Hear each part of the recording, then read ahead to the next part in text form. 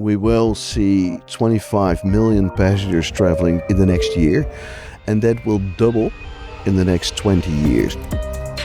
The development of capacity to accommodate that growth is one of our most important jobs. Brisbane Airport is investing more than $5 billion in the next 5 years. There is nothing more exciting than an airport. I have the coolest and most exciting job. Hello and welcome to Super Insider, a podcast on investing, the economy and superannuation, proudly brought to you by Australian Retirement Trust. I'm your host, and today I keep feeling like I'm always somewhere cooler every time I come to a podcast, and today I am at Brisbane International Airport.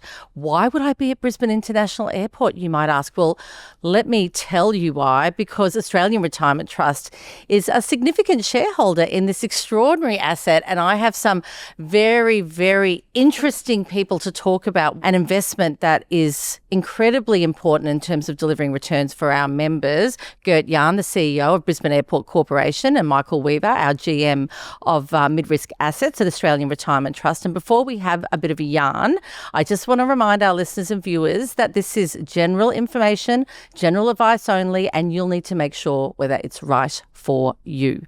There is nothing more exciting than an airport because it's happiness. I think of the start of Love Actually. There's people hugging each other, excited about what's ahead of them, or they're coming home and they're dying to just unpack their suitcases and get into their own bed. Gert-Jan, you have probably one of the coolest jobs in this state, if not this country. How did you get here? Well, to be really honest, I'm not really objective when I say this, but I have the coolest and most exciting job in the country, at least. I've been for 30 years in this business. I've been for 30 years with airports all across the world. I worked in Europe, in North America and South America. JFK, not just North America, part it's the most famous airport. And very challenging. And this is my second time at Brisbane Airport, and that already indicates this is where it all happens. And it's an exciting place. A lot of people don't realize that we've got, of course, a very large aeronautical activity in our terminals, on our runways, but we're also a major retail company with 3 shopping centers at the airport. One in the international terminal, one in the domestic, but we also have a shopping center at the airport a little bit further from the terminal buildings. We've got a major parking and transport business. And last but not least, we're developing properties on the airport, industrial properties, but also lots of other things. But we're not only a big business, we're also the city council. We're also responsible for safety, security, for the environment, for garbage collection, for power and water. And that makes it so exciting. There's something different happening every day. Michael Weaver, I'll bring you into this chat. So when did we become a shareholder? And was it because of with all those reasons true back then? Because I'm sure they weren't. I'm trying to, it's evolved so much, this area, and just keeps getting better and better. 28 years ago, we first invested into Brisbane Airport. So 1997, long time ago. And at that time, much smaller airport, right? Since then, there's been a new parallel runway that's been built. There's been huge expansions of the airport, both through the terminals, shopping centres, and the other industrial land. And so, while there was the potential for that to occur, right, back then, you did have to think about how you're going to invest for the long term. And that's one of the reasons that we like investing in airports.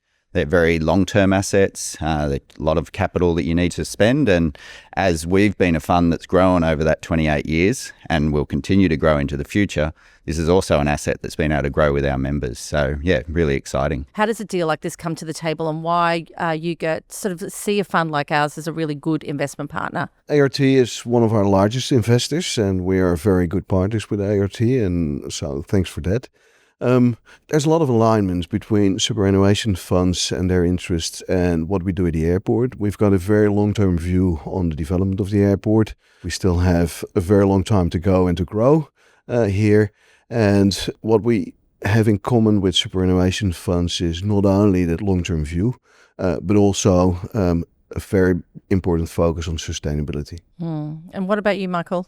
Yeah, so ART now owns over 20% of Brisbane Airport. And so when we look at both what has happened in the past and then also the future, exciting that Brisbane's going to have the Olympics in 2032. right? Brisbane and Queensland are very much a growth state. There's a lot of intrastate traffic as well. So, big centres that are still growing, such as Cairns, Townsville, Mackay, Rockhampton, for example. Yeah, there's plenty of flights that go from here up to those areas as well as all around the world. So, yeah, I think that sort of growth is exciting when we look out into the future.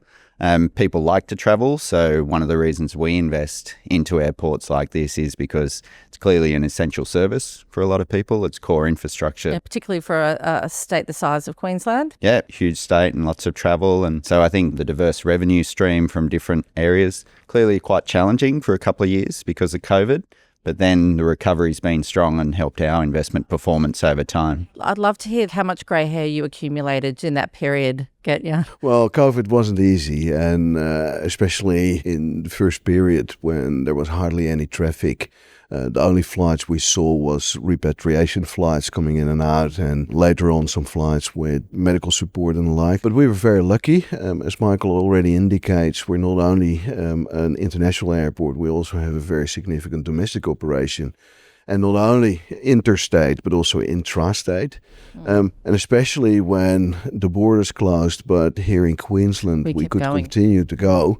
That meant that we still had about 10,000 passengers every day, of which, and that's a stunning number, about 4,000 to 5,000 fly-in, fly-out workers. Yeah, lots of high-vis. If you go to Brisbane Airport domestic at 6 o'clock in the morning, you put your sunglasses on, put the high-vis everywhere. 5,000 of them every day. And that's what we do. We're a very important economic engine for this state. We are flying to 32 destinations here in Queensland. Some of them are actually mines. Some of them are destinations with only one connection, and it's the connection to Brisbane. So those regions are completely dependent on our operation, hence being open for 24/7 is really important, not only for passengers but also for freight. Think about the supply of pharmacies, think about mail, think about those small parcels of e-commerce and cargo. That's all flown in Queensland. 32 in the state, 30 intrastate destinations and 35 international ones. And that's, again, what supports the growth, what enables the development of our state. I think one of our exceptional capabilities is investing in assets that aren't on the stock exchange, infrastructure, property, and so forth. I could describe them as nation building that we all get to enjoy. And you're talking about growth. There has been so much growth in this asset. I mean, how much further can it go? As a local Brisbaneite, I'm excited and curious around where there is further growth to make our members money at Brisbane Airport. So from the time that ART invested in the airport, we probably almost tripled the traffic at Brisbane Airport. We will see 25 million passengers traveling in the next year, and that will double in the next 20 years to 52 million passengers. So that's a big number, and that's predominantly driven by population growth. It's driven by the attractiveness of the state and the destination. More and more people want to travel to Brisbane, to Queensland, to do business for leisure reasons and the likes. And it's to a large degree driven by our perfect strategic location. We are a great destination for people to travel, for example, from Southeast Asia or North America to Brisbane and have a through connection to another destination, either in the state or somewhere else in the country. Hearing those numbers as a Brisbane resident, I'm conflicted because they sound exciting and amazing, but then that prospect of the traffic terrifies me. But that's so. What about, Michael, when you're looking at this asset and how it features within our portfolio? What are the attributes around? Is it the long-term income? What are you looking for? Yeah, look, we look for both growth and income in investments that we make in the infrastructure portfolio. So as you mentioned, we're a large investor in various unlisted assets, both here in Australia and around the world. Infrastructure, real estate, private equity, private credit, lots of different investments. And the fact that our size and scale allows us to invest in a meaningful way, we think is great for well over 2 million members that are invested into this airport. We also have stakes in other airports such as Sydney and also Heathrow over in London. And so when we look and we say, well, what is the expected return? How will that return be affected by different impacts over time? We've found that airports have been very resilient. So even COVID was pretty challenging, but it has bounced back from there. But also the diverse income stream. So things like the real estate. It's a very large land bank here at Brisbane. So being able to manage that land bank well and think about the different opportunities is something that's quite important. So looking at what we can invest in going forward, we thought about that, a lot of work that goes into something like the new parallel runway when that was built quite a few years ago now, but then also looking out to terminal expansion and areas like that that'll continue to occur as we grow as a fund. Assets like this can continue to grow alongside us. We were talking before we started filming about the Economic Reform Roundtable and Australian Retirement Trust submission, and that this asset was our, something we're incredibly proud of. It was one of the assets that we named as something that when we deploy Australians' retirement savings well, the best case scenario looks like the Brisbane Airport Corporation. And for the 2 million plus members of ART, I think they'd be really interested to hear from you, Gert, around your submission, or because I think everyone walking through this airport that's an ART member is cheering you on, and some of the things that you're talking about to drive efficiency for travellers and for the airport and the asset. Indeed, we submitted a paper as well to the roundtable, and that was very much focused on one thing we can do much better as airports and as a country, and that's the international arrival and departure processes when it comes to passport control and immigration. We still fill in our forms, those tedious forms. Well, it's not too much work and not too complicated to digitalize that. Okay. Currently, there's a trial at Brisbane Airport together with Qantas and Border Force, and it's going really well. And a digital arrival card would enable us to drive a lot more innovation within the border processes, would make the borders more safe, more secure, but also much more efficient, enabled by, again, technology, biometrics. That's what we were driving for, because that would really lift the productivity of the airport and of Border Force. Michael, for listeners and viewers, what would you be saying to them why you have confidence in Brisbane Airport and they should feel really proud that their retirement savings own this wonderful asset? Yeah, well, I think it's a great example of an asset that's been a great part of the portfolio and generated good returns for our members over a long period of time. But also when we look out into the future, it's also an asset that we would continue to expect being aligned with the other investors that we have in the airport. We think that alignment's really important. Having the right management team in place that has the right experience that can manage such a large and complex investment like this is important. But we look at lots of different assets around the world, and we think this is a great example of one that should continue to generate good returns for our members, good solid returns. And to sort of start where we began about this man opposite me having the coolest job ever, and I was saying, what do you do after this? What's a typical day for you? So a typical day, and are there any cool projects you're working on to align to that growth and optimistic future? The airport is one big cool project, and if you just walk around, you see that there are a lot of things going on. As we were discussing earlier, we will see a significant increase in traffic and therefore in activity at the airport. Brisbane Airport is investing more than $5 billion in the next 5 years in infrastructure development. That's to a large degree aeronautical infrastructure, for example, terminals. You will see complete refurbished terminals at the end of this year. Very excited about the baggage scanning at the domestic airport. It will be, and in the international, and it will be much better experience. You could leave your laptops in your bag and go smoothly through the process, and the space where the security check is taking place is much better than what we had before, and better equipment as well. In the next few years, we will not only invest in aeronautical developments, but also in property and real estate.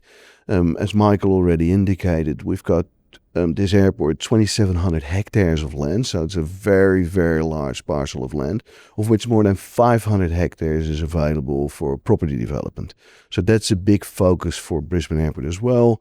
That's industrial facilities, retail, leisure. Leisure as well. So watch this space. There will be nice things to do. You've heard it live on Super Insider. So far we've got a driving range at the airport, but there's more to come. And last but not least, we're together with state government that we're developing a very large aeromedical hub at Brisbane Airport, where we will bring live flight, Royal Flying Doctor Services, the police and Queensland Health together to provide better medical service to the whole state. How marvellous is that? We've had the leisure, but looking after and caring for Queenslanders and making sure we're all safe and living well is a marvellous part of your job. Gert-Jan, when you were talking before, you mentioned the word sustainability. I'm quite curious to understand what sustainability means when you're the CEO of an airport. Well, airports are all about sustainable growth, and it's a topic very close to my heart, to the heart of our company. When we look at sustainability, we're focused very much on our carbon emissions. Okay. And I'm very proud to say that Brisbane Airport was the first airport in Australia that per the 1st of January of this year is net zero for our scope 1 and 2 emissions. That's a big high five moment, that's isn't very, very proud of that, because we did a lot of hard work in terms of transitioning our fleet from diesel to electric fleets and lots of other things. It also includes a green electricity procurement contract that we have in place. So the big challenge for airports is what we call the scope 3 emissions. In other words, the emissions of aircraft landing and taking off. And we're working very, very closely together with the industry. That's the aircraft manufacturers, that's the airlines and other airports, to look for opportunities to reduce those emissions, but also to see if we can help developing alternative fuels. How marvellous that you're able to achieve that net zero whilst being such a large employer and such a central part to the Queensland economy performing so well. Like, how many people work here? Yeah, well, such a big place. Yeah, airports are, as I quite often say, enablers of social, economic and cultural life. That's what we do. Hence, sustainability is so important for us. But we're a very big economic engine as well. So currently there are about 24,000 people working at Brisbane Airport. There's sort of a rule of thumb that I made up myself, that for every 1 million passengers, there are about 1,000 jobs at the airport.